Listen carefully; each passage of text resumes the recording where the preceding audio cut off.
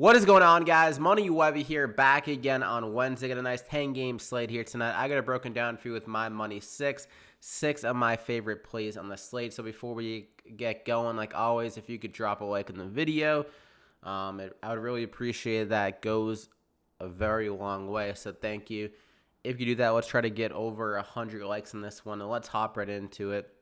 First guy up, we're going to go with the beast, the 20-year-old phenom, Luka Doncic here at 11,600. The guy fills it up every single night and has a good matchup here against the T-Wolves to do so again in this spot. I think he has really good upside. It's going to be a fast-paced game.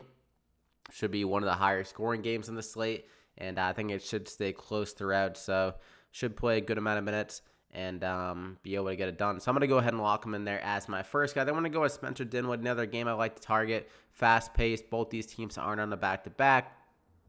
Dinwiddie, another guy that's been able to fill it up recently, really going off in the absence of Kyrie Irving, playing some solid minutes, 34, 35, 33, 35, 4 of the last 5 games in minutes. And like I said, really good matchup. Trae Young, not a great defender.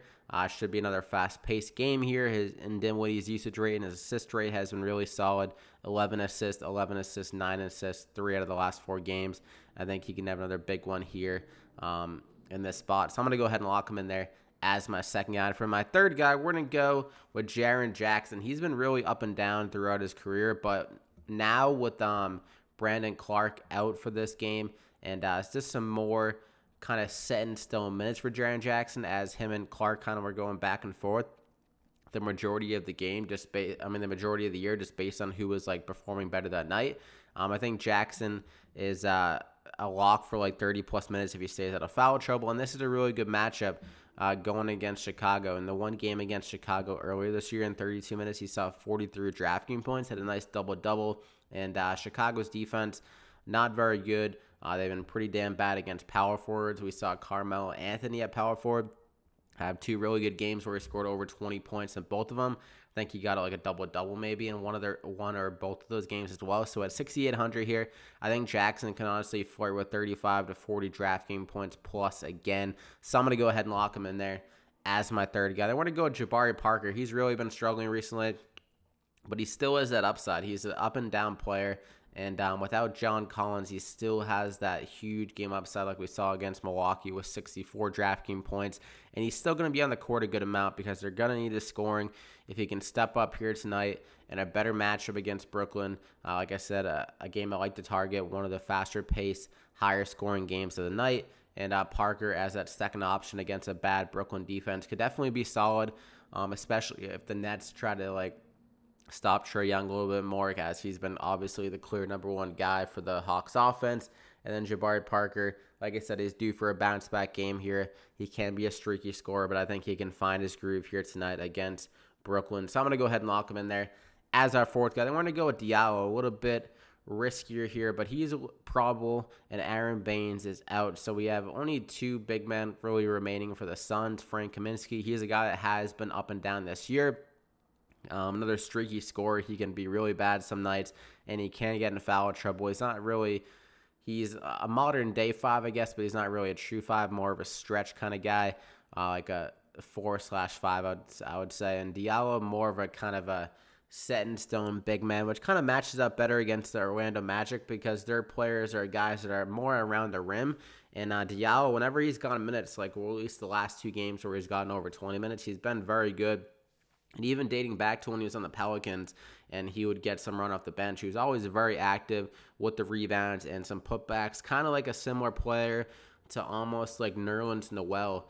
Whenever that guy just gets minutes, he's always just producing, as we see here. If we look at his minutes per game, 9.3 on average, and he's averaging 10.2 fantasy points per game. So he's averaging over 1 fantasy point per game. And in this game, like I said, with Aaron Baines out, I think Diallo could get 20 minutes or maybe even more if Kaminsky is struggling. And I think he can just turn that into around 20, 25, 30 DraftKings points, somewhere around there. Not crazy upside, but he has shown that he can get a good amount of minutes if Kaminsky really is struggling and does get in foul trouble. So he could be a good, maybe more GPP, as he doesn't have that set in stone floor as We haven't seen a big sample where Aaron Baines has been out and Kaminsky's been starting and Diallo's out the bench, where he's obviously gotten like 20 minutes every single game.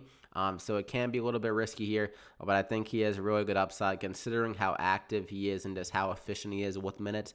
And he could see some extra minutes here again, obviously without Aaron Baines. So I'm going to go ahead and lock him in there as my fifth guy. Then we're going to go with Emmanuel Mudiay as the final guy at 3,200, similar to the play that screwed us the other night.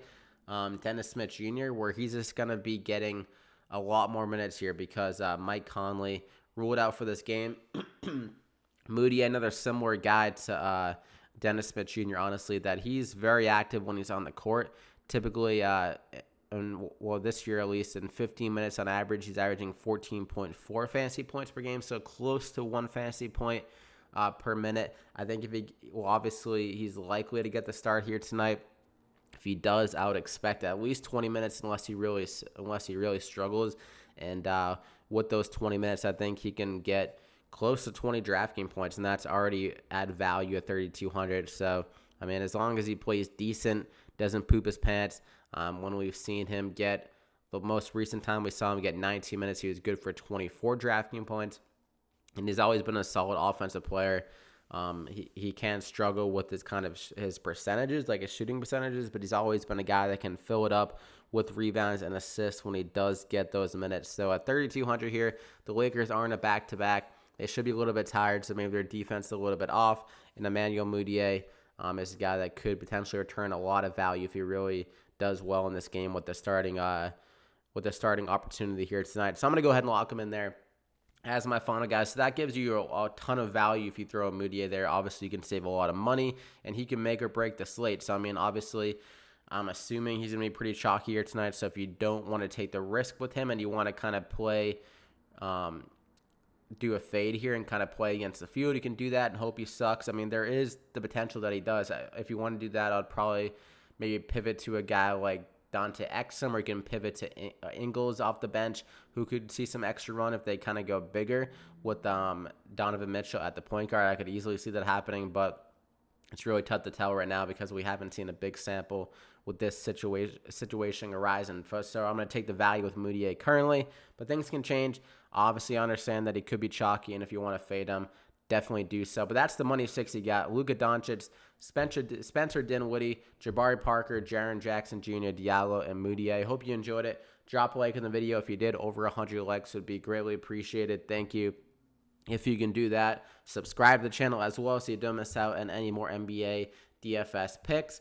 Good luck here tonight. You can comment any questions you have down below in the video. Follow me on Twitter at MoneyWebby. If I need to update any pick or like pivot from one player to another, I would tweet out that on Twitter. So good luck. We'll see you back here again next time.